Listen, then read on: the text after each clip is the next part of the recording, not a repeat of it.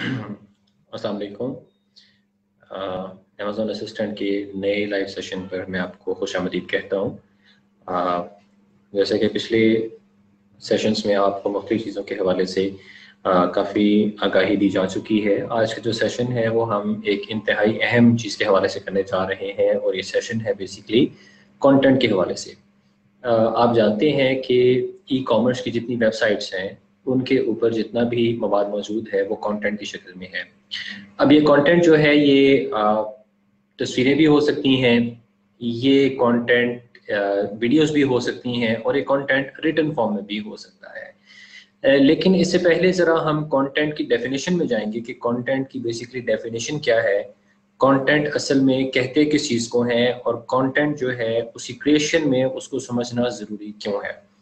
तो कंटेंट की एक बहुत आसान और सादा सी अगर हम ट्रांसलेट जो है एक अगर डेफिनेशन उठाते हैं तो उसको हम इजीली ये कह सकते हैं कि जो चीज़ विजुअली फॉर्म में, स्पीच फॉर्म में, लैंग्वेज की फॉर्म में या विजुअल आर्ट्स की फॉर्म में किसी भी तरीके से कही जा सकती है, बयान की जा सकती है, लिखी जा सकती है, अदा की जा सकती है या उसको बयान किया जा सकता है, वो कंटेंट कहलाता है। अब अगर हम इस डेफिनेशन के ऊपर देखें तो आपको ये महसूस होगा कि हमारे इर्द गिर्द जितनी कम्युनिकेशन हो रही है वो बेसिकली उसकी बुनियाद जो है वो एक कंटेंट की बुनियाद पर है। जब साइन लैंग्वेज में इवन आप किसी से बात करते हैं, आप साइन लैंग्वेज यूज़ करते हैं, तो वो भी किसी ना किसी कंटेंट की हामिल होती हैं, उसमें भी कोई ना कोई कंटेंट मौजूद होता है, जब भी अगला जो समझने वाला है वो उसको बआसानी समझ सकता है। तो आप बहुत इजीली समझ चुके होंगे कि जो कंटेंट की डेफिनेशन बेसिकली है, इसके मुताबिक तो दुनिया में हमारे इर्द गिर्द हर तरफ जो है वो कंटेंट किसी न किसी सूरत में फैला हुआ है। इसी वजह से कहते हैं कि जो कंटेंट है ये basically content is not the king, it is the kingdom. एक बड़ी अच्छी प्रोवर्ब है जो कि इजीली अवेलेबल है इंटरनेट के ऊपर कि content is not the king, it is the kingdom. इसकी वजह क्या है कि किंग जो है बेसिकली उसके लिए किसी सल्तनत का मौजूद होना ज़रूरी नहीं है, ठीक है। वो सल्तनत के बगैर भी वो किंग हो सकता है, लेकिन अगर सल्तनत जो है वो मौजूद नहीं होगी तो किंग भी मौजूद नहीं होगा। सल्तनत जो है वो किसी किंग के बगैर मौजूद नहीं रह सकती है। अगर वो होगी तो उसमें अनार्की होगी, वो किसी किस्म की उसमें तरतीब नहीं होगी। इसी वजह से जब हम कंटेंट की डेफिनेशन को इस प्रोवर्ब के ऊपर हम लोग लाते हैं तो हमें ये महसूस होगा कि अगर कम्युनिकेशन को हम कहते हैं कि वो हमारे ज़िंदगी का एक हिस्सा है, तो जब तक उसमें कंटेंट मौजूद नहीं होगा तब तक वो एक ज़ू-मानी, एक बामानी और एक बामकसद किस्म की जो है वो कम्युनिकेशन नहीं कहलाएगी। इसमें अब हम दुनिया में, जब आपको मैंने बताया कि दुनिया में हम हर तरफ देखते हैं कि बेसिकली हमारी तरफ कंटेंट फैला हुआ है, तो अब अगर हम ये कहते हैं कि जी हर तरफ हमारे कंटेंट है, तो ये कंटेंट जो है वो किस सूरत में नज़र आता है और आना चाहिए, ठीक है। जैसे और होता है कि ये पहले जो है आप इसको रिटन फॉर्म में भी जाहिर कर सकते हैं, शो कर सकते हैं, आप इसको जो है विजुअल आर्ट्स की फॉर्म में भी आप शो कर सकते हैं। तो आप ना महसूस तरीके से असल में अपनी ज़िंदगी में कंटेंट को गुजार रहे होते हैं, उसमें से गुजर रहे होते हैं, ये जाने बगैर कि हमारे इर्द गिर्द जितनी भी चीज़ें मौजूद हैं वो कंटेंट से भरी हुई हैं। लेट्स से मैं आपको एक एग्जांपल देता हूँ और एक बड़ी मशहूर किस्म की एग्जांपल देता हूँ कि हम में से बहुत से लोग हैं कि जो टीवी सीरियल्स देखते हैं, ड्रामास देखते हैं, जो हॉलीवुड की या बॉलीवुड की या कहीं और की जो है वो मूवीज़ देखते हैं, या फिर जो है वो बचपन में हम लोग नेशनल ज्योग्राफिक की जो थी वो डॉक्यूमेंट्रीज देखा करते थे। इसके अलावा हम किसी न्यूज़ वेबसाइट के ऊपर जाकर या किसी ऐसी दूसरी इंफॉर्मेटिव वेबसाइट के ऊपर जाकर अगर हम कुछ पढ़ रहे हैं रिटन फॉर्म में, या फिर जो है आप देखते हैं कि बहुत से कल्चरल क्लब्स हैं, बहुत से कल्चरल जो है वो इस तरह के क्लब्स बने हुए हैं जहाँ पर डांसिंग की क्लासेस दी जाती हैं, तो डांस को जिस फॉर्म में किया जाता है, ये स्पीचेस होती हैं। आप बड़े बड़े रहनुमाओं को, बड़े बड़े लोगों को आप भी स्पीचेस करते सुनते हैं, अपने स्कूल कॉलेजेस के दौर में भी आपने स्पीचेस लोगों को करते हुए सुना होगा। या म्यूजिक जो है आप जब बजा रहे होते हैं, उसका कोई भी इंस्ट्रूमेंट आप यूज कर रहे हैं, लाइक सैक्सोफोन है एक, या हारमोनियम है या तबला है, इस तरह की कोई भी चीज़ है जब आप बजा रहे हैं तो वो सारे की सारे जो हैं उनमें किसी ना किसी किस्म का कंटेंट जो है वो यूज़ हो रहा है, चाहे वो रिटन फॉर्म में है, चाहे वो विजुअल फॉर्म में है, चाहे वो नोट्स की सूरत में है या फिर किसी और सूरत में है। तो ये आप बखूबी समझ चुके होंगे अब तक कि आप आज तक जो नॉर्मली अपनी ज़िंदगी में करते आए हैं बेसिकली वो तमाम का तमाम जो है वो कंटेंट उसकी बेस पर है। अच्छा, अब अगर हम इस डेफिनेशन के ऊपर जाते हैं, इन मिसालों के ऊपर जाते हैं तो हम बासानी कह सकते हैं कि content is the foremost form of communication we do, यानी कि कम्युनिकेशन की जो अव्वलीन बुनियाद है, इसकी जो बेसिस हैं वो कम्युनिकेशन की जो है कंटेंट है। और अगर हम उसमें से कंटेंट निकाल देंगे तो कम्युनिकेशन का कोई मकसद नहीं रह जाता। जैसे अगर मैं खामोश रहकर सर को ऐसे हिलाना शुरू कर दूं या अपनी जो है वो साइडवर्ड्स हिलाना शुरू कर दूं या फिर मैं कुछ इशारे ऐसे करना शुरू कर दूं कि जिनका कोई मकसद नहीं बनता, तो फिर वो किसी को समझ नहीं आएंगे और अगला मुझसे बार बार पूछेगा कि आपके कहने का या इन इशारों का मकसद क्या है। उसकी वजह ये होगी कि उसके जरिए से जो कंटेंट मैं डिलीवर कर रहा हूँ वो कंटेंट जो है वो इतना अनअंडरस्टैंडेबल है या वो जो है वो समझा जाने के काबिल नहीं है, जिसकी वजह से अगले जो शख्स है उसको समझने में मुश्किल पेश आ रही है। तो हम ये आसानी से कह सकते हैं कि नो कंटेंट नो कम्युनिकेशन। ये सिंपल रूल है बेसिकली कि जब तक कंटेंट नहीं होगा तब तक जो कम्युनिकेशन नहीं होगी। अच्छा, आपको एक मैं बड़ी यहाँ पे एक ज़बरदस्त मिसाल देता हूँ।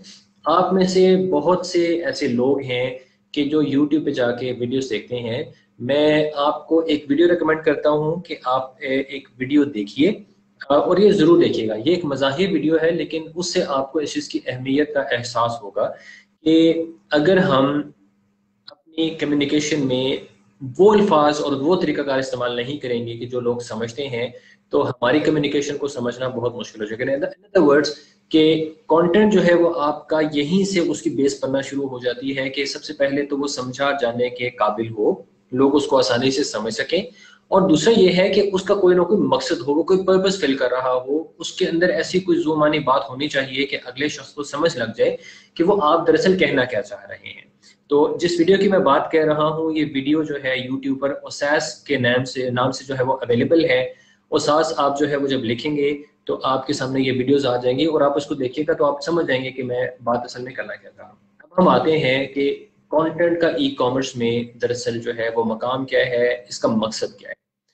अभी तक हमने जितना ये लाइव सेशन के दरमियान में बात की है उससे आप आसानी समझ चुके होंगे कि जो कंटेंट है ये होगा तो कम्युनिकेशन होगी। जैसा आपको मैंने बताया कि नो कंटेंट नो कम्युनिकेशन, तो कंटेंट होगा तो कम्युनिकेशन होगी। वो चाहे एक साइड से शुरू हो, चाहे वो इंटरेक्टिव कम्युनिकेशन हो या मोनोलॉग हो, ठीक है, या डायलॉग हो, वो बेसिकली उसमें कंटेंट शुरू के लिए होने के लिए होना जरूरी है। तो अगर आप एक ऐसी वेबसाइट का तस्वुर ज़हन में लाएं कि जहां पर सिरे से कोई चीज़ मौजूद ही नहीं है, ठीक है, या एक चीज़ तो है वो दूसरी चीज़ उसको जो है वो सपोर्ट ही नहीं कर रही है, ऐसी कोई तस्वीरें हैं या ऐसा कोई बेहंगम किस्म का टेक्स्ट है, पैराग्राफ्स बने हुए हैं जो किसी के समझ में नहीं आ रहे हैं, तो जैसे मैंने पहले कहा कि अगर वो शख्स उसको समझ नहीं सकेगा तो उसका उस जगह पर होने का जो मकसद है वो फौत हो जाएगा। अब ई कॉमर्स एक बहुत बड़ी स्पेस है एक बहुत बड़ी जो है वो स्पेस है जहां पर आपको हर तरह से अपनी हर चीज़ का ख्याल रखना पड़ता है, ठीक है।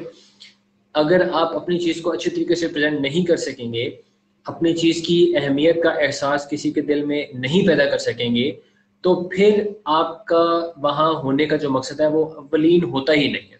क्योंकि ई कॉमर्स के जो है वो प्लेटफॉर्म, किसी भी प्लेटफॉर्म पर आने का सबसे बड़ा मकसद जो है वो आपका ये है कि आप अपनी चीज़ें लोगों को ऑफर कर सकें, अपनी प्रोडक्ट्स आप लोगों को ऑफर कर सकें, अपनी सर्विसेज लोगों को ऑफर कर सकें, लोग उन सर्विसेज को या उन प्रोडक्ट्स को बाय करें और आपके जरिए आपका जो है कि इनकम का फ्लो बनना शुरू हो जाए। तो इसीलिए कहा जाता है कि content is the reason search began in the first place. कि किसी को, जाहिर बात है, किसी शख्स को इल्म था कि जिस प्लेटफॉर्म पर वो आकर अपनी कोई प्रोडक्ट तलाश कर रहा है वहां पर वो प्रोडक्ट मौजूद है। अब उसका ये कॉन्सेप्ट है कि वो प्रोडक्ट वहां पर मौजूद है, लेकिन ऑब्वियसली वो किसी ना किसी सूरत में मौजूद है। वो या तो रिटर्न कंटेंट की फॉर्म में मौजूद होगी वहां पर, ठीक है, जिसको वो पढ़ सकेगा, या वो इमेजेस की फॉर्म में होगी जिसको वो देख सकेगा, या वीडियोस की शक्ल में है जिसमें वो देख और सुन सकेगा कि वो असल में प्रोडक्ट है जिसके बारे में। तो इसीलिए जो मैंने आपको बताई है, ये कहते हैं कि कंटेंट ही वो वजह है कि सर्च की गई है। यानी कि जब देखिए आपका सर्च किया गया है तो सर्च के अंदर जो थोड़ा सा मैं यहाँ से डेविएट कर जाऊंगा कि जो सर्च टर्म्स या कीवर्ड्स आप इस्तेमाल करेंगे बेसिकली वो किसी चीज से मैच होंगे आपके कंटेंट के अंदर, तो वो आपकी सर्च जो है वो पुल आउट करेगा। ठीक है, तो इसके लिए जो है वो आपको ये देखना चाहिए कि आप ऐसा कंटेंट बनाए कि जो ना सिर्फ ये है कि लोग इस्तेमाल करें, बल्कि उस कैटेगरी में जिसके अंदर आप अपनी प्रोडक्ट डाल रहे हैं उसके बिल्कुल अहम मुताबिक। यहाँ तक हमने इस चीज को समझ लिया है कि कंटेंट जो है वो बार बार उसकी गिरदान करने का जो मकसद था वो ये था कि आप ये समझ जाएं कि कंटेंट कितना जरूरी है। अच्छा, अब हम आ जाते हैं कि कंटेंट की अहमियत है क्या। वो तो हमने पढ़ लिया, देख लिया कि जो कम्युनिकेशन है उसके बगैर मुमकिन ही नहीं है। लेकिन अगर हम इस चीज की तरफ आए कि कौन सा कंटेंट जो है वो अच्छा कंटेंट कहलाता है और कौन सा कंटेंट बैड कंटेंट कहलाता है, तो इसके लिए हम बहुत अच्छी तरीके से डिफरेंशिएशन कर सकते हैं, इसको हम अलग अलग कर सकते हैं। गुड कंटेंट, आपको एक मिसाल मैंने पहले दी कि अगर आपकी बात को आसानी से कोई समझ आता है बगैर किसी इजाफी मिसाल के, या फिर जो है वो आप किसी किस्म के उसके अंदर जो है वो अल्फाज इस तरह के इस्तेमाल करते हैं कि उसको समझने के लिए किसी को मजीद किसी चीज की जरूरत नहीं पड़ती है, तो वो एक अच्छा कंटेंट कहलाता है। तो कह सकते हैं उसकी 2-3 क्वालिटीज हैं जो आपको मैं बयान कर देता हूँ कि good content is well written, बहुत अच्छे तरीके से लिखा गया होता है, टू द पॉइंट होता है, स्टिक्स टू इट्स पॉइंट्स, कि वो अपने आप को बहुत अच्छे तरीके से डिफाइन कर रहा होता है, बहुत अच्छे तरीके से लिखा गया होता है। अच्छा, और वो चीजों को और अपने ऑब्जेक्टिव को, मकसद को बड़े अच्छे तरीके से क्लियर कर रहा होता है। अगर वो किसी चीज को, प्रोडक्ट को बेसिकली वो ऑफर कर रहा है फॉर सेल, या फिर सर्विसेज को ऑफर कर रहा है फॉर हायरिंग, तो वो बेसिकली उन सर्विसेज के बारे में या उस प्रोडक्ट के बारे में जो मकसदियत है, जो उसका पर्पस है, वो बड़े अच्छे तरीके से हाईलाइट करेगा। वो 1 2 3 4 की लॉजिक इस्तेमाल करेगा। एट द एंड 5 पर आते आते आपके पास एक ऐसा माइंड बन चुका होगा कि आप उन सर्विसेज को हायर कर लेंगे या फिर आप जो है वो प्रोडक्ट परचेज कर लेंगे। और तीसरा जो उसका सबसे बड़ा एक होता है पॉइंट है जिसको आपको जहन में रखना जरूरी है गुड कंटेंट होने के लिए, कि ये इतने अच्छे तरीके से लिखा गया होना चाहिए कि आपके जहन में उसकी तस्वीर बन जाए कि वो किस चीज़ के हवाले से बात कर रहा है। यानी कि देखिए, आप इंसानी जहन की जो है एक साइकी कह लें कि अल्लाह ताला ने इंसान को इस तरीके से पैदा किया है कि जब इंसान के सामने कोई चीज़ बयान होना शुरू होती है तो इंसान उसको विजुलाइज करना शुरू कर देता है। आप देखें, बहुत जो माइल्ड किस्म की जो है वो एक सतह से लोग बिलोंग करते हैं, जिनकी अंडरस्टैंडिंग चीज़ों के हवाले से इतनी अच्छी नहीं होती है, अल्लाह ताला ने उनको इतनी सलाहियत उनके अंदर नहीं दी होती है, तो वो भी जब किसी चीज़ को सुनते हैं, देखते हैं, तो कम से कम वो भी किसी ना किसी चीज़ को विजुलाइज करते हैं। ये इंसान की दिमाग की ताकत और उसकी पावर है। ठीक है, तो अच्छा कंटेंट वो होता है कि जो इंसान को बैठे बैठाए वहां पर विजुलाइज करवाने की सलाहियत दे दे कि असल में बात किस चीज़ के बारे में हो रही है। अब ऑन दी अदर हैंड हम देखते हैं तो बैड कंटेंट जो है वो बैड कंटेंट ये होता है कि जो बहुत गंदे तरीके से लिखा गया हो, जिसके अंदर अल्फाज का चुनाव ऐसा हो कि जो उस पर्पस को जाहिर ना कर रहा हो या उससे बिल्कुल हटकर हो, या वो इंतहाई जो है आप कह सकते हैं कि खराब जुबान में लिखा गया हो। अच्छा, ये अपने मकसद को जाहिर नहीं करता है, अपने मकसद को साफ जाहिर नहीं करता है, बल्कि इसमें चीज़ों को जो है बड़ा एम्बिगुअसली, बड़ा ओपनली जो है वो उसको किया जाता है, बड़ा वाइडली इसके अंदर बयान किया जाता है। आप समझ नहीं पाते हैं कि असल में जो बात हो रही है वो किस चीज़ के हवाले से हो रही है। और तीसरा जो हमने विजुअलाइजेशन का पॉइंट देखा था कि इंसानी जहन उसको विजुअलाइज करना शुरू कर देता है, आप इसको नहीं समझ सकेंगे कि असल में बैड कंटेंट के अंदर जो चीज़ बताई जा रही है, जब वो समझ ही नहीं आएगी तो विजुअलाइज उसको किस चीज़ की मदद से करेंगे। मैं आपको एक मिसाल देता हूँ कि जो नौजवान नस्ल है उसको उभरती हुई चीज़ें जो है उनसे बड़ा उनको दिलचस्पी होती है। तो एक एग्जांपल देते हैं कार की। अगर मैं कहता हूँ किसी मखसूस कंपनी का नाम लेकर मैं कहता हूँ और कहता हूँ कि इस कंपनी की मेरे पास कार है, हाइब्रिड कार है, मेरे पास जो मॉडल है जो मैं ऑफर कर रहा हूँ ये 2021 का मॉडल है, इसका जो कलर है वो सिल्वर कलर है। अच्छा, जो इसके रिम्स इसके अंदर लगे हुए हैं वो अलॉय रिम्स हैं, और इसकी जो कीमत है वो है 30,100,000 यानी कि 30 लाख रुपए। और अगर मैं डिलीवरी की बात करूं तो इसकी जो डिलीवरी है within a week immediate delivery है। अब मैंने अपनी चीज़ें जो है वो कैटेगराइज कर दी हैं कि कार का मैंने जो है वो मॉडल बता दिया, कार की जो है मैंने एक कैरेक्टरिस्टिक्स बता दिया कि हाइब्रिड है, उसका मॉडल मैंने बता दिया, उसका कलर मैंने बता दिया, अलोरियंस की मैंने कैपेसिटी उसकी जो कैरेक्टरिस्टिक्स थी वो बयान कर दी, उसकी कीमत बयान कर दी और उसकी डिलीवरी के हवाले से मैंने जो है वो एक लाइन के अंदर कंफर्म कर दिया, बता दिया। तो that will be a good content. देखने वाला जो है वो समझने वाला, बात करने वाला या अगला समझने वाला जो है उस चीज़ को इमेजिनेशन के अंदर उसके आ जाएगा कि यार ये कार है, इसका ये कलर होगा, इस तरह के रिम्स है, ठीक है, उसकी कीमत इतनी है, उसकी जो है वो डिलीवरी इतनी देर में हो जाएगी।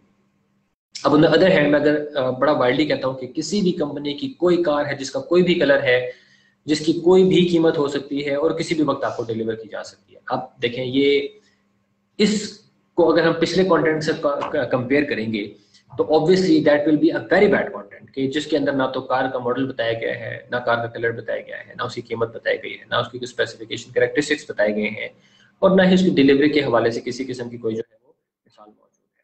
तो मैं अब आपके सामने जो है वो कुछ पॉइंट सकता हूँ कि इसकी बेसिस पे अगर हम बताते हैं कि जो अभी तक हमने देखा गुड कंटेंट क्या है, किसी को फाइल रिटर्न होना चाहिए, क्लियरली डिफाइंड इट्स ऑब्जेक्टिव वगैरह होना चाहिए, विजुअलाइजेशन का एक एस्पेक्ट होना चाहिए। तो अब हम एक पॉइंट की सूरत में आ जाते हैं कि असल में गुड और बैड कंटेंट जो है वो है क्या, उसके अंदर क्या होना चाहिए, क्या नहीं होना चाहिए। जो गुड कंटेंट होता है ये असल में अपने जो रीडर्स हैं उनको इन्फॉर्म कर रहा होता है, एजुकेट कर रहा होता है किसी ना किसी तरीके से कि आप असल में किस चीज़ के हवाले से बात करना चाह रहे हैं। I am sorry.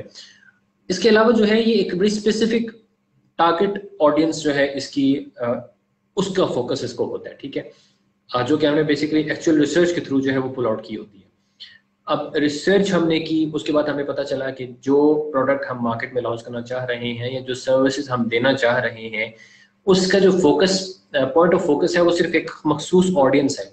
तो मैं जो अपना कंटेंट लिखूंगा वो मैं उस ऑडियंस के लिए लिखूंगा, ना कि मैं किसी और ऑडियंस के लिए लिखूंगा। अच्छा, इसके अलावा देखिए जब हम कंटेंट की बात करते हैं ई कॉमर्स के प्लेटफॉर्म्स पर, तो ना सिर्फ ये कि दो चीज़ें हमें सेटिस्फाई करना होती हैं बल्कि उसको हमें देखना होता है कि क्या इन दोनों को फुलफिल भी कर रहा है या नहीं कर रहा है। अब उसमें से एक एंड तो जो है वो रीडर का एंड है। जब वो किसी वेबसाइट के ऊपर आएगा तो वो सबसे पहले देखेगा कि जो कंटेंट है ये कितनी आसान जुबान में लिखा गया है। ये नंबर एक हो गया। नंबर दो हम ये है कि जब कंटेंट लिखते हैं तो हमें मशीन लैंग्वेज या मशीन अंडरस्टैंडिंग को भी मद्देनजर रखना होता है कि वो मशीन के लिए कितना इजी टू अंडरस्टैंडेबल है। अब अगर मैं अमेजोन की मिसाल लेता हूँ तो अमेजोन का जो A9 एल्गोरिदम है वो उसको कैसे परसीव करेगा या उसके अंदर जो कीवर्ड्स या मेरे इस्तेमाल हुए हुए हैं उनको किस तरह से जो है वो लेकर उसको रैंक करेगा। तो ये बेसिकली एक जो है प्रॉपर एक रिसर्च इसकी है और उस रिसर्च के बाद ही आप इस करने के बाद आप एक अच्छा कंटेंट अच्छे कीवर्ड्स की बेसिस पे रिसर्च करने के बाद आप जो है वो एक अच्छा कंटेंट लिखने के काबिल हो सकते हैं। अच्छा देखें, कंटेंट भी मैंने अच्छा लिख लिया, उसके अंदर मैंने अपने यूजर को इन्फॉर्म भी कर दिया, मैंने तमाम कुछ कर दिया, लेकिन उस कंटेंट के अंदर अगर जो क्लाइंट था मेरा, जो कस्टमर था, जो परचेज करने के लिए आया था चीज, उसने वो चीज ही परचेज नहीं की तो इतना मेरा कंटेंट लिखने का कोई फायदा नहीं हुआ। बेसिकली इसको कहते हैं कॉल टू एक्शन, यानी कि उसने कोई किसी किस्म का एक्शन वहां पर फॉर्म नहीं किया, उसने वो जो प्रोडक्ट थी या सर्विसेज थी वो ना परचेज की ना हायर की, तो मुझे उसका कोई फायदा नहीं हुआ। इसीलिए आपके कंटेंट में कोई ना कोई जो कॉल टू एक्शन है ये होना चाहिए और इतना जबरदस्त होना चाहिए कि आपका जो कस्टमर है वो फौरन से पहले आपकी चीज को परचेज कर ले। इसके अलावा कि promote your content your audience is best reached.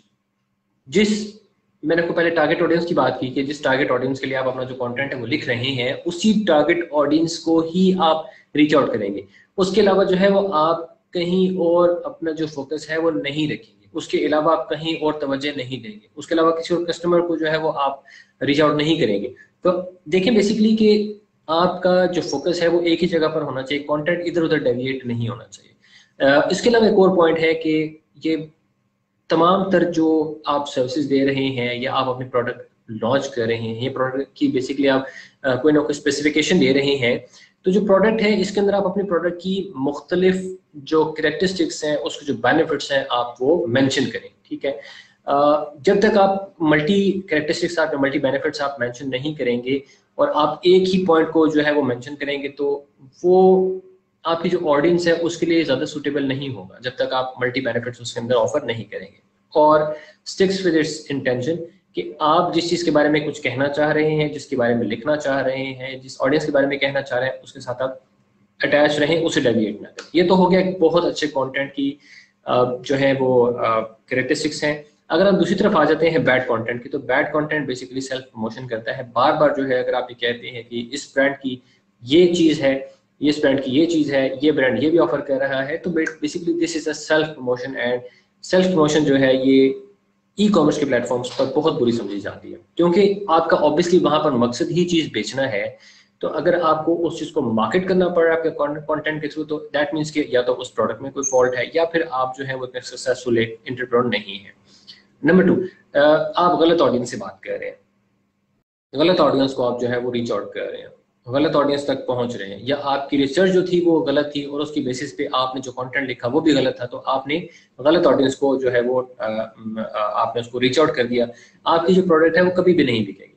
जो ऑडियंस जिसके लिए आपने इंटेंड किया है वो कभी भी उस प्रोडक्ट को बाय करेंगे ही नहीं, क्योंकि तो उन तक वो पहुंच ही नहीं रही है। तीसरी बात है कि पुअर बैलेंस ऑफ राइटिंग। जी मैंने लिखना शुरू किया लेकिन मेरा जहन जो है वो इधर उधर भटक गया, और फिर ऐसा हुआ कि कभी मैंने कहीं का टुकड़ा कहीं जोड़ा, कहीं का टुकड़ा कहीं जोड़ दिया।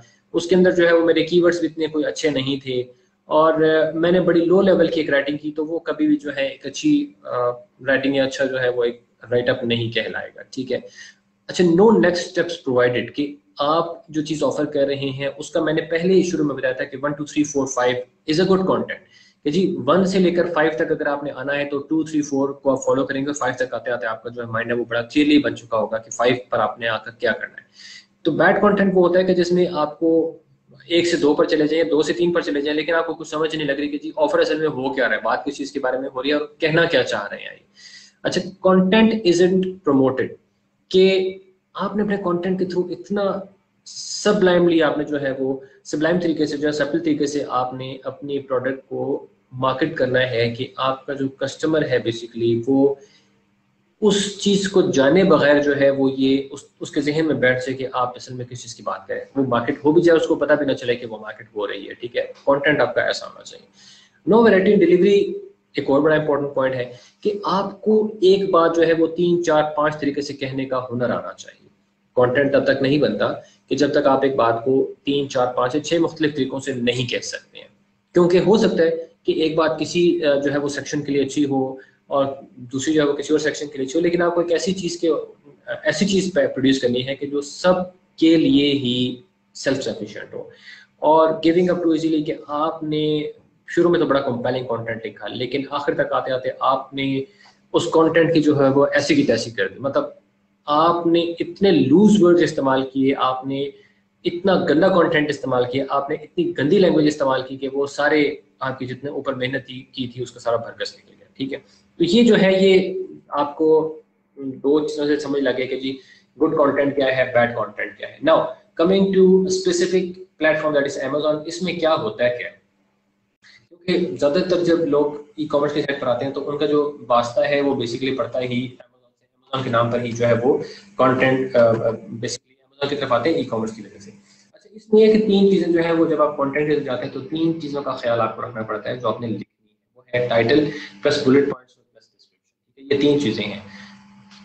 अब कंटेंट जो है वो आपको मैं पहले शुरू में बता चुका हूँ कि ई कॉमर्स की वेबसाइट पर जो कंटेंट है वो क्या है। वैसे भी जनरली इसको इसी तरीके से लिया जाता है कि जी इमेजेस हैं, वीडियोस हैं, आप टाइटल जब लिखेंगे तो वो कंटेंट का हिस्सा है, बुलेट पॉइंट्स जब आप लिखेंगे तो वो कंटेंट का हिस्सा है। ठीक है।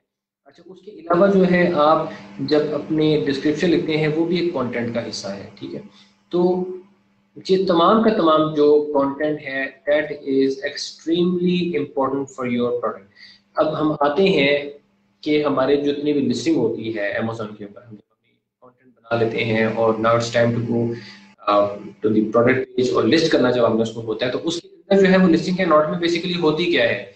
अच्छा, इसमें शुरू करते हैं जी हम प्रोडक्ट टाइटल के साथ कि जी प्रोडक्ट का टाइटल है। उसके बाद आपके आते हैं बुलेट पॉइंट्स। ठीक है, बुलेट पॉइंट्स जो है उसके अंदर आप जो है 5 की जो तादाद है आप उसको उसके अंदर लिख सकते हैं, उसकी कैरेक्टरिस्टिक्स को लिख सकते हैं। फिर प्रोडक्ट डिस्क्रिप्शन आती है, उसके बाद उसकी गैलरी इमेजेस हैं जो आपने इमेजेस उसके लगाने हैं, वेरिएशंस आप उसकी दे सकते हैं कि जी प्रोडक्ट असल में उसकी वेरिएशंस कितनी है, अगर एक है तो ठीक है, अगर उससे ज़्यादा है तो आप मेंशन कर सकते हैं। फिर टेक्निकल डिटेल्स आती हैं, लाइक जी when did it first appear, उसका एसेंस जो है वहाँ पर है, उसकी डायमेंशंस है, उसका वेट वगैरह, ये सारी टेक्निकल डिटेल्स में आ जाती हैं।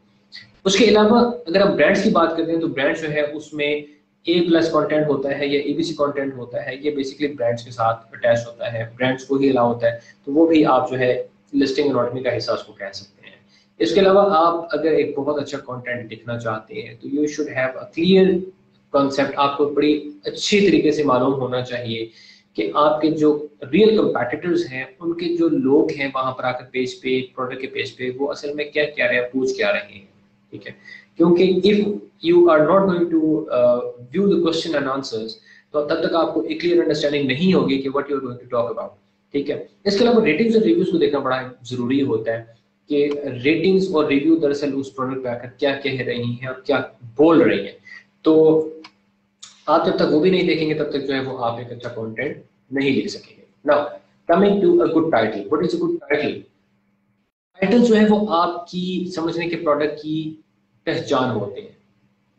आपका कस्टमर आया, प्रोडक्ट के पेज पर उसने लैंड किया, और लैंड करने के बाद उसने जब आपका टाइटल पढ़ा, और टाइटल पढ़ने के बाद जो है या तो वो चीज को आगे प्रोसीड करेगा, जैसे आपने बताया था कि नो फर्दर स्टेप्स प्रोवाइडेड, तो आपका या तो आपने टाइटल के जैसे कोई फर्दर स्टेप आपने प्रोवाइड कर दिया, और आपका जो कस्टमर है वो अगले स्टेप यानी कि बुलेट पॉइंट पर जाएगा या नहीं जाएगा।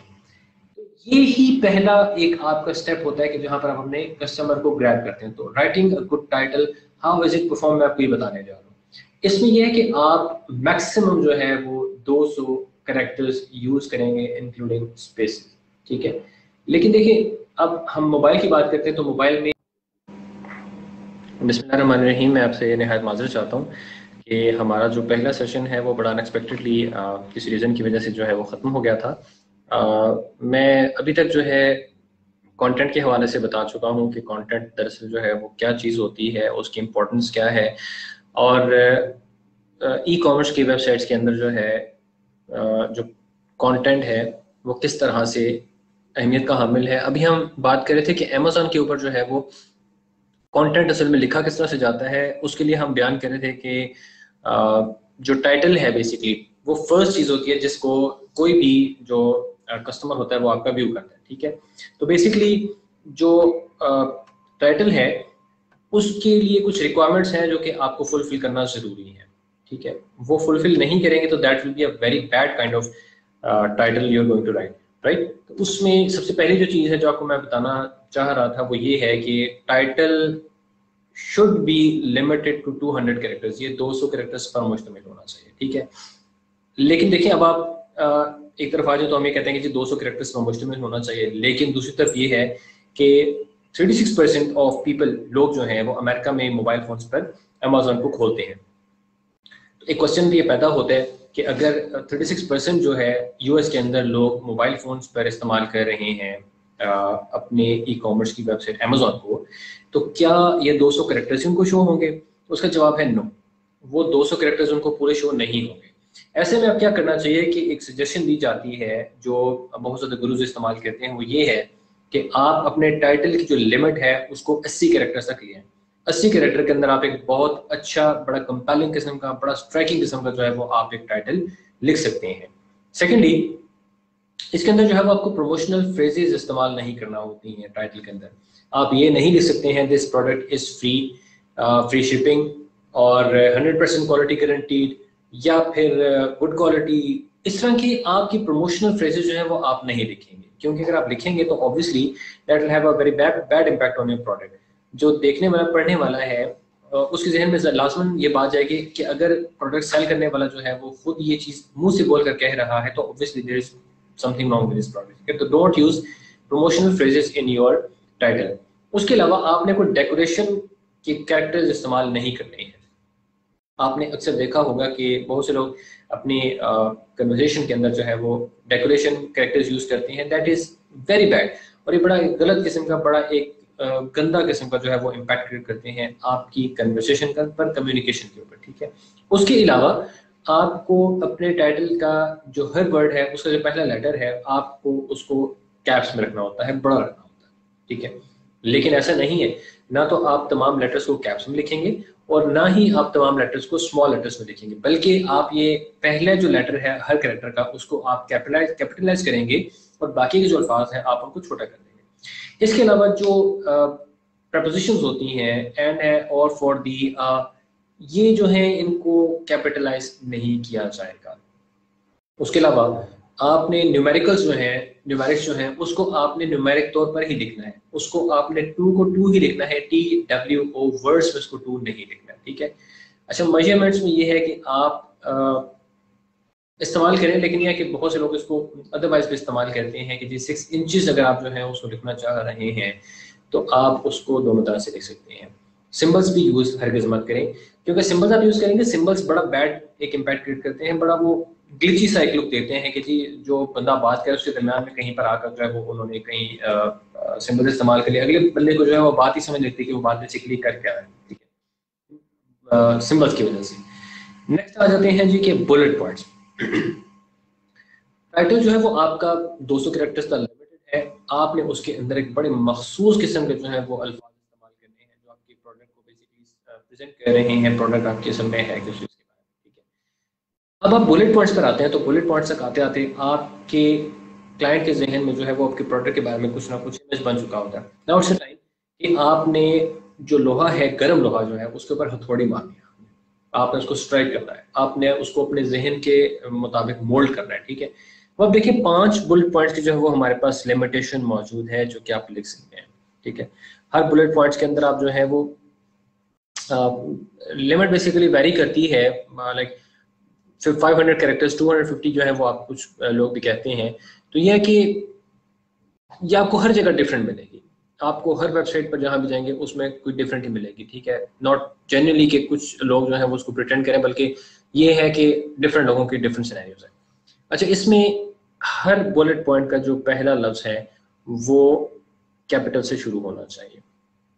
जैसे कि हम सेंटेंसेस लिखते हैं तो पहला जो लेटर है उसको आपने कैपिटलाइज करना है। उसके अलावा आप ये देखेंगे तरतीब का इस तरह से ख्याल रखें कि जी most important thing first and the least important thing at the last, कि जिस तरह से इन्वर्टेड पिरामिड होता है, ये पिरामिड्स के कॉन्सेप्ट होते हैं, पिरामिड्स ऑफ नीड्स के जो कॉन्सेप्ट होते हैं कि जी इंसानी ज़रूरियात क्या है, तो उसमें सबसे जो इंपॉर्टेंट चीज़ होती है वो टॉप पर होती है, जो सबसे बेसिक चीज़ होती है वो सबसे नीचे होती है, ठीक है। तो ऐसे ही आपके बुलेट पॉइंट्स हैं कि उसमें सबसे इंपॉर्टेंट चीज़ जो है वो आपने सबसे ऊपर रखनी है और सबसे जो लीस्ट चीज़ है वो आपने सबसे नीचे रखनी है, ठीक है।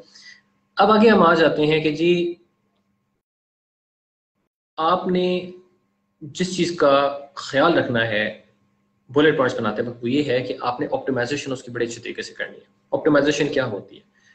आपने जिस चीज़ का बुलेट लिखना है उसके अंदर उसके कीवर्ड्स आप जरूर इस्तेमाल करें, ठीक है। वैसे तो कीवर्ड्स आपने टाइटल के अंदर भी इस्तेमाल किए हैं, आप बुलेट पॉइंट्स में भी कर रहे हैं और आप डिस्क्रिप्शन के अंदर भी अपने कीवर्ड इस्तेमाल करेंगे, लेकिन अच्छी ऑप्टिमाइज्ड कंटेंट वही होता है कि जिसके अंदर आपके हाईली जो है हॉट कीवर्ड्स इस्तेमाल किए गए और बड़े अच्छे तरीके से इस्तेमाल किए गए हो, ठीक है, बड़े अच्छे, और उसको आपने एफिशिएंटली इस्तेमाल किया हो। आपने उसके ऑप्टिमाइजेशन का भी ख्याल रखना है। अच्छा, उसके अलावा आपने फुल सेंटेंसेस नहीं लिखने हैं बुलेट पॉइंट्स के अंदर, ठीक है। बुलेट पॉइंट्स के अंदर आप कभी भी नहीं देखेंगे कि अच्छे कंटेंट के अंदर जो है वो फुल आपके सेंटेंसेस लिखे गए हैं। उसके अलावा जो है वो आप ये देखें जो टाइटल है उसके अंदर आप कोशिश करें कि मैक्सिमम 3 और बुलेट पॉइंट्स के अंदर जो है वो आप मैक्सिमम 2 कीवर्ड्स इस्तेमाल करें, क्योंकि इसमें कॉन्सेप्ट जो है वो कहलाता है कीवर्ड स्टफिंग का। अगरचे कि कीवर्ड स्टफिंग के ऊपर जो है वो ना तो अमेज़न की तरफ से कभी कोई इस तरह का जो है वो एक कोई क्राइटेरिया है कि जी इतने अगर आप कीवर्ड्स इस्तेमाल करेंगे तो कीवर्ड स्टफिंग है, इससे कम इस्तेमाल करेंगे तो कीवर्ड स्टफिंग नहीं होगी। लेकिन ऑब्वियसली एक जो समझदार कंटेंट राइटर है उसको पता है कि जी मैंने कितने जो है वो अपने कीवर्ड्स इस्तेमाल करने हैं, तब मेरी जो है वो कीवर्ड स्टफिंग नहीं होगी। कीवर्ड स्टफिंग जो है वो बहुत बुरा इम्पैक्ट क्रिएट करती है ऑन एल्गोरिथम्स। तो एल्गोरिथम्स जो है वो जब देखेंगे कि कंटेंट के अंदर इतना ज्यादा जो है वो आपको कीवर्ड स्टफिंग की है तो दे मार्क इट बैड कंटेंट, ठीक है। उसके अलावा जैसे कि हमने पीछे बात आया कि आपने अपनी जो है वो यहाँ पर न्यूमेरिकल्स को न्यूमेरिकल्स ही लिखना है, ठीक है। उसके अलावा मेजरमेंट्स को जो है वो आपने स्पेल आउट करना है, ठीक है। फीट, लीटर एंड इंचेस, इसको आपने स्पेल आउट करना है, आपने इसको शॉर्ट फॉर्म में नहीं लिखना है। इसके अलावा आपने हर फ्रेज को जो है एक सेमी कॉलन के साथ आपने सेपरेट करना है। ठीक है। उसके अलावा हाइफन्स आपने नहीं देने हैं, सिंबल्स आपने उसके अंदर इंक्लूड नहीं करने हैं, एक्सक्लेमेशन मार्क्स जो है वो आपने इंक्लूड नहीं करने हैं, ठीक है, जो अक्सर औक़ात हम इस्तेमाल बहुत ज़्यादा करते हैं कन्वर्सेशन में। सबसे इंपॉर्टेंट बात जो कंटेंट के अंदर आपने अभी तक नोटिस की है, जो बताई गई है, जिसके ऊपर बार बार जोर दिया गया है कि वेग स्टेटमेंट्स मत दें। ऐसी स्टेटमेंट बिल्कुल मत लिखें कि जो आप दोबारा पढ़ें तो आपको भी समझ ना लिखिए कि असल में उसका कहने का मकसद क्या था। ऐसी स्टेटमेंट बिल्कुल मत दीजिएगा। अच्छा, उसके अलावा बुलेट पॉइंट्स के अंदर कंपनी की जो इन्फॉर्मेशन है, उसकी जो बायो है, उसकी जो एड्रेसेस हैं, फ़ोन नंबर्स हैं, या किसी किस्म की प्राइसिंग इन्फो वगैरह या इस तरह की जो है वो प्रमोशनल चीज़ आपने नहीं देनी है, ठीक है। अब यहाँ तक हमने देख लिया कि जी बुलेट पॉइंट्स असल में जो है वो क्या है, उसकी अहमियत क्या है, और आप किस तरीके से जो है वो बुलेट पॉइंट्स को जो है पूरे बुलेट पॉइंट्स बनने से बचा सकते हैं।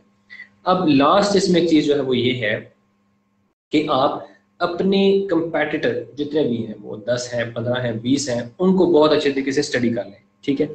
तो स्टडी करने के बाद ही जो है वो आप एक अच्छा कंटेंट बनाने के काबिल हो सकेंगे, क्योंकि दरअसल देखें असल में हो ये रहा है कि आप जो कंटेंट लिख रहे हैं वो किसी ना किसी सूरत में आपका कंपेटिटर भी लिख रहा होगा। तो how you are going to make it different from the competitors content, that depends on you, ये आपके ऊपर डिपेंड करता है। तो उस डिफरेंशिएशन के लिए आपको उस कंटेंट को जहन में रखना जरूरी है कि व्हाट दे आर ऑफरिंग और आपने उसके मुकाबले में क्या ऑफर करना है, किस तरीके से ऑफर करना है, बेसिकली दैट मैटर्स, ठीक है। अच्छा, इसमें यह है कि जी देखें, प्रोडक्ट डिस्क्रिप्शन जब आ जाती है तो उसमें एक और चीज़ आ जाती है कि जी प्रोडक्ट बुलेट पॉइंट्स हमने लिख लिए, प्रोडक्ट का टाइटल जो है वो हमने लिख लिया, तो अब डिस्क्रिप्शन तक। डिस्क्रिप्शन इज बेसिकली कि आपने अपनी प्रोडक्ट की बुलेट पॉइंट्स के अंदर और जो टाइटल के अंदर बातें नहीं की थी, अब आप वो तफसील से लिख सकते हैं पैराग्राफ्स, मुकम्मल सेंटेंसेस की शक्ल में, ठीक है। इसमें मैक्सिमम जो आपकी लिमिट होती है वो होती है 2000 कैरेक्टर्स की, ठीक है। इंक्लूडिंग स्पेसिस का मतलब ये है कि आपको स्पेसिस का भी ध्यान रखना होता है कि वो भी आपकी कंटेंट के अंदर इंक्लूड होंगी, या आप वर्ड के अंदर जाकर आप या तो लिख लें और आपकी वहाँ पर जो वर्ड काउंट है वो आप कर सकते हैं, या ऑनलाइन आप कई वेबसाइट्स हैं उनसे चेकआउट कर सकते हैं कि आप कितने वर्ड्स हैं वो लिख चुके हैं इंक्लूडिंग दी स्पेसिस। अच्छा, इसमें क्या करना चाहिए आपको, ऐसी कौन सी चीज़ है जो प्रोडक्ट डिस्क्रिप्शन के अंदर आप जब लिख रहे हैं तो होनी चाहिए। सबसे पहली बात तो ये है कि प्रोडक्ट के अच्छे फीचर्स को, प्रोडक्ट की इंफॉर्मेशन को, इसके साइज को, इसको किस मकसद के लिए इस्तेमाल किया जाता है, या उसकी स्टाइलिंग क्या है, किस तरीके की स्टाइलिंग है, वो आप सब उसमें बयान करेंगे, ठीक है। अक्सर औकात आपने देखा होगा, जैसे मैंने अभी मिसाल दी है आपको कि जी आपको अगर गाड़ी के बारे में, स्पेसिफिकेशन के बारे में बताया जा रहा है, तो आपके जहन में एक इमेज बन जाता है कि जी ये गाड़ी है और इस तरीके की गाड़ी है, इस किस्म की गाड़ी होगी, तो वो आपके जहन में एक इमेज बन चुका है। अगर वो आपके जहन में इमेज बन ही नहीं रहा तो फिर बेसिकली आप डिस्क्रिप्शन आप जो दे रहे हैं उसका कोई फायदा किसी किस्म का कदम नहीं है।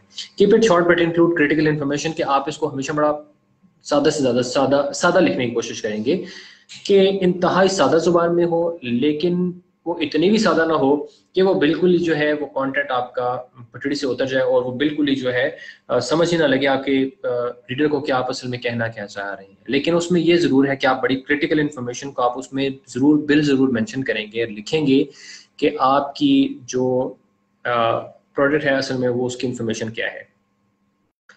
इसके अलावा आप अपनी प्रोडक्ट की डायमेंशंस जो है अगर आप देना चाह रहे हैं तो उसको आप बड़ी केयरफुली आप मेंशन करें, ठीक है। वो ना तो कम होनी चाहिए ना ज़्यादा होनी चाहिए, बिकॉज जो आपके जो कस्टमर्स हैं वो इस चीज़ के बारे में बड़े हसास होते हैं, बड़े सेंसिटिव होते हैं, ठीक है। क्योंकि अक्सर औक़ात जो कस्टमर्स होते हैं उनकी नीड होती है, तो उसके मुताबिक अगर वो नहीं होगी तो दिल रिप इट ऑफ, उससे बिल्कुल दोबारा उसको परचेज ही नहीं करेंगे, दोबारा इस्तेमाल ही नहीं करेंगे, आपके पास भी दोबारा नहीं आएंगे।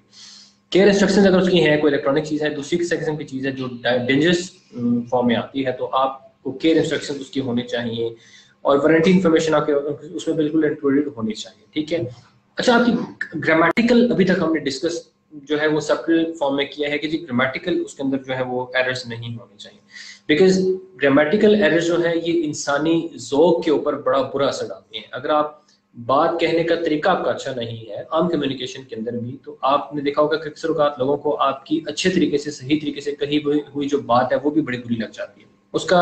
उसकी वजह ये होती है कि आपका जो असल में बात कहने का जो तरीक़ाकार है वो ठीक नहीं था, तो आपको बाद में एहसास होता है, आप अपनी बात को रिफ्रेश करते हैं, रिफ्रेश करने के बाद आप जो है बात दोबारा करते हैं तो अगला बंदा आसानी से उसको समझ आता है, ठीक है। अक्सर असल मकसद ये होता है, उसमें असल प्रॉब्लम ये होती है कि आपने गैप क्रिएट कर दिया उसकी ग्रामर को गलत करके, उसके तरीक़ाकार को गलत करके, जिसकी वजह से आपको प्रॉब्लम फेस करना पड़े। अच्छा, लास्ट पॉइंट ये है कि जी प्रोडक्ट के मुतालिक आप जो भी इंफॉर्मेशन दे रहे हैं कोशिश करें कि वो सच्ची हो, ट्रूथ हो उसका, उसमें झूठ ना हो, गलती किसी किस्म का ना हो। आप अपने प्रोडक्ट के बारे में जो बता रहे हैं वो प्रोडक्ट में दरअसल होना भी चाहिए डिस्क्रिप्शन के अंदर, ठीक है। अगर आप ऐसी कोई इन्फॉर्मेशन दे रहे हैं जो गलत है, जो झूठ है, तो ऑब्वियसली ट्रस्ट नहीं कि उसके अंदर आप बड़े बुरे तरीके से फंसेंगे। क्योंकि अमेजोन के अंदर अगर आपकी प्रोडक्ट पर कंटेंट की बेस पे कंटेंट जो है वो आपके कस्टमर ने पढ़ा, कंटेंट के अंदर कुछ लिखा हुआ था, प्रोडक्ट जब उसे इस्तेमाल किया कुछ और लिखा, उसको जो है वो एक्सपीरियंस करना पड़ा। तो अगर आपका एक नेगेटिव रिव्यू भी आ जाता है तो that will hurt your account, ठीक है, बहुत ज्यादा डैमेज करेगा ये आपके अकाउंट को।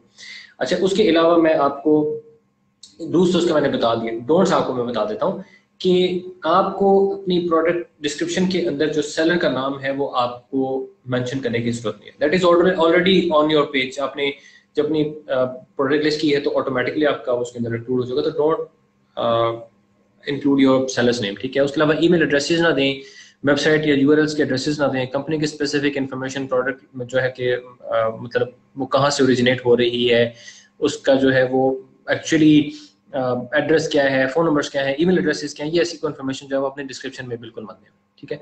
उसके अलावा जो प्रोडक्ट आप दे रहे हैं उसी के हवाले से ही बयान करें। एग्जाम्पल्स जो है वो आप कोड ना करें, एक्चुअली जो लिख रहे हैं उसी प्रोडक्ट के बारे में आप मिसालें कर देंगे तो ज़्यादा बेहतर होगा, ठीक है। जैसे कि अगर बच्चों के लिए कोई प्रोडक्ट आप दे रहे हैं तो आप मिसाल में ये लिख सकते हैं कि जी बच्चों के इस पर्पस के लिए ये यूज़ हो सकती है, आप मिसालें दे सकते हैं।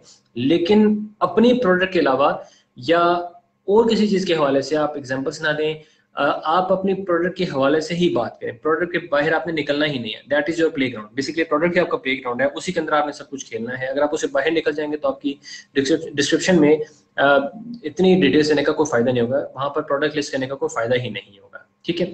क्योंकि आप जो प्रोडक्ट सेल कर रहे हैं उसकी आपके पास एक ही अपॉर्चुनिटी है, और वो अपॉर्चुनिटी है या तो आपके टाइटल या बुलेट पॉइंट्स, आपके डिस्क्रिप्शन और इमेजेस, ठीक है।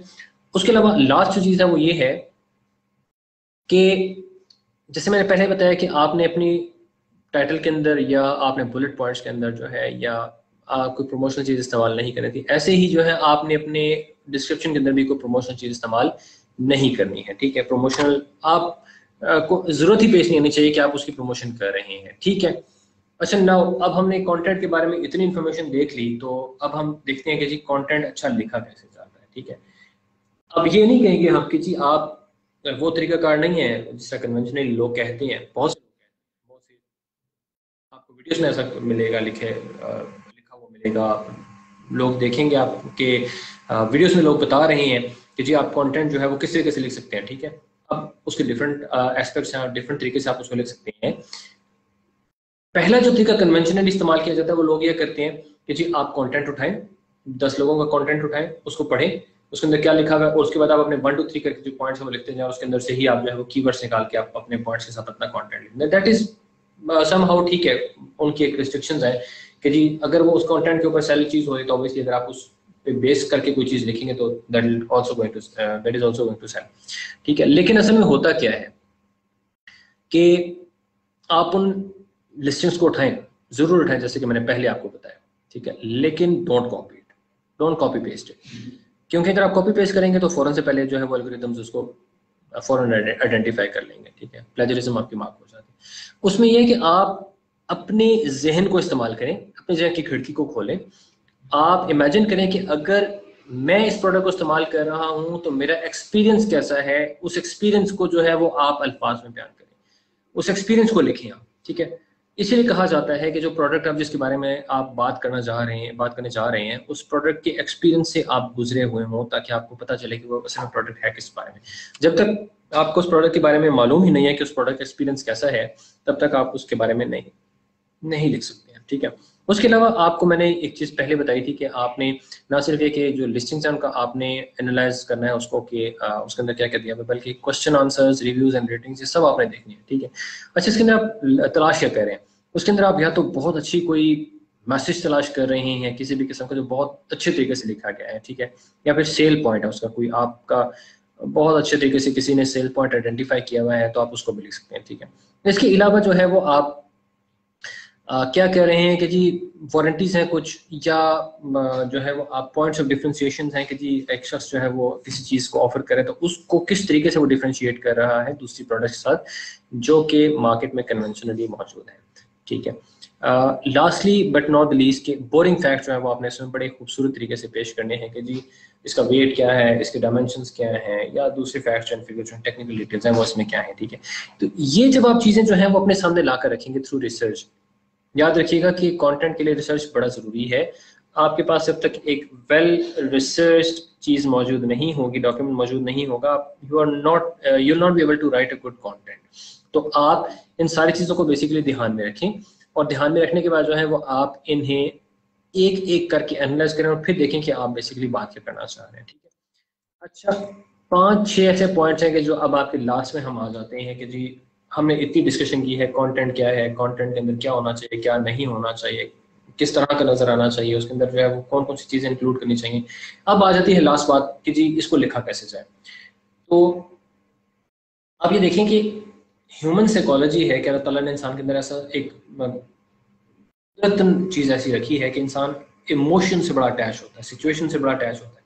तो अगर आप किसी प्रोडक्ट के इस्तेमाल के बाद किसी चीज़ से, सिचुएशन से गुजरे हैं, तो ऑब्वियसली जो अगला शख्स है वो उससे किसी ना किसी तौर से रिलेट कर सकता है। तो ऐसा तरीकाकार इस्तेमाल करें कि अगला जो शख्स है, जो ऑडियंस है, जो आपका टारगेटेड कस्टमर है, वो उस चीज़ से किसी ना किसी तौर पर रिलेट कर ले। ठीक है। क्योंकि अगर रिलेट करेगा तो that will be basically going to be a call for action और सेल फॉर यू।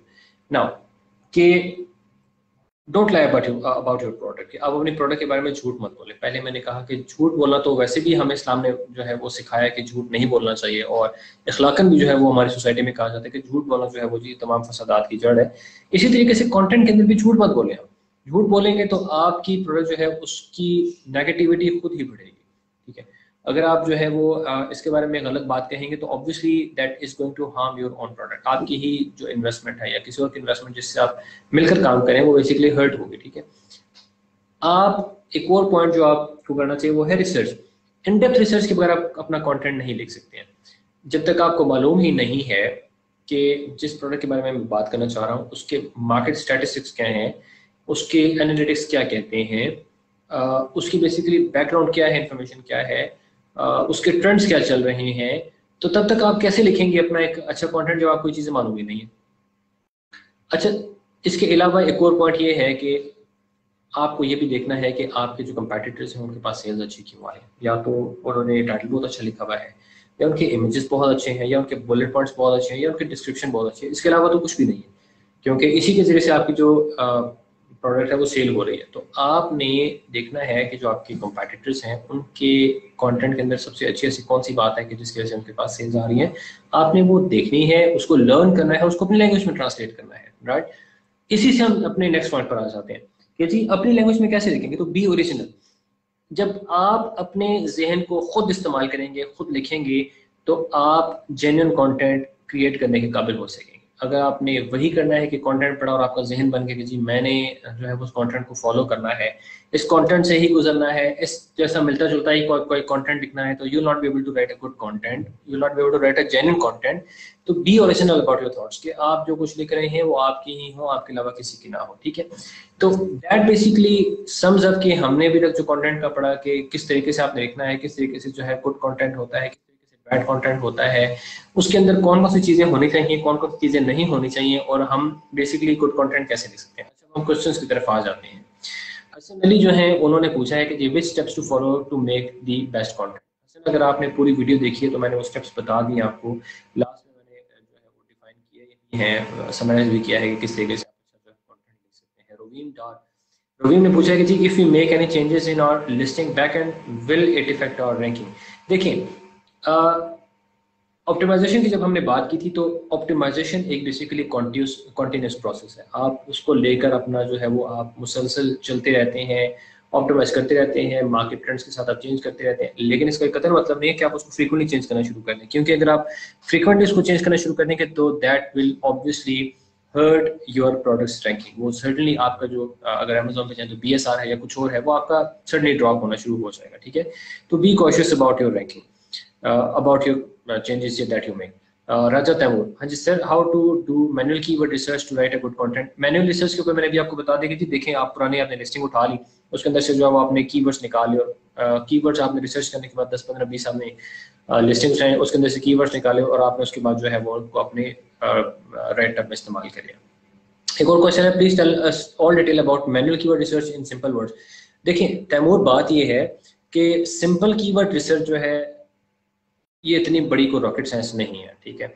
आपने सिंपल क्या करना होता है कि जिस नीश में कैटेगरी में आप अपनी मार्केट के अंदर प्रोडक्ट लॉन्च करने जा रहे हैं, आपने उसके टॉप पेज के अंदर, फर्स्ट पेज के अंदर जितनी टॉप रैंकिंग आपकी रेटिंग्स हैं, रिव्यूज हैं, जो टॉप सेल की जो है वो हामिल आपकी प्रोडक्ट्स, अगर आप जो है वो टूल्स इस्तेमाल करके देखते हैं, आपने उनको निकालना है।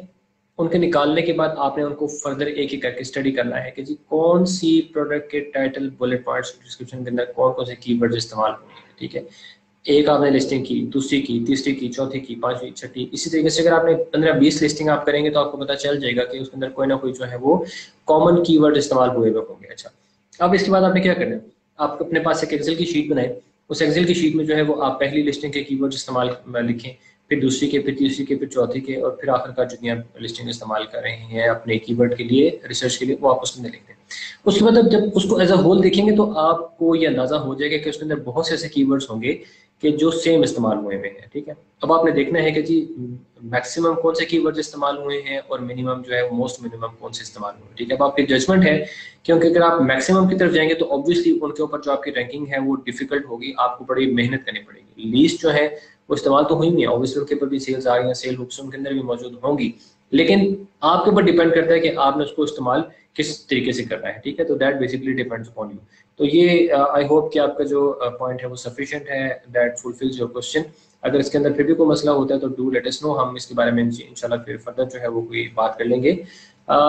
ये बेसिकली आज का कंटेंट का एक हमारा लाइव सेशन था। इसके अंदर फिर भी अगर कोई आपको ऐसी चीज़ है कि जो समझ नहीं आई है या अभी तक अनक्लियर है या आपको इसके अंदर मसाइल का सामना करना पड़ रहा है, तो आप हमें हमारे पेज पे मैसेज कीजिए, कमेंट कीजिए, ताकि ये कि हम उसको फर्दर जो है वो इंशाल्लाह फिर डिस्कस कर सकें अपने किसी लाइव सेशन के अंदर। अब तक के लिए, आज के लिए इतना ही। अगले सेशन में इंशाल्लाह नए आपको टॉपिक के साथ हम हाजिर होंगे। अब तक के लिए इजाज़त दीजिए। अल्लाह हाफ़िज़।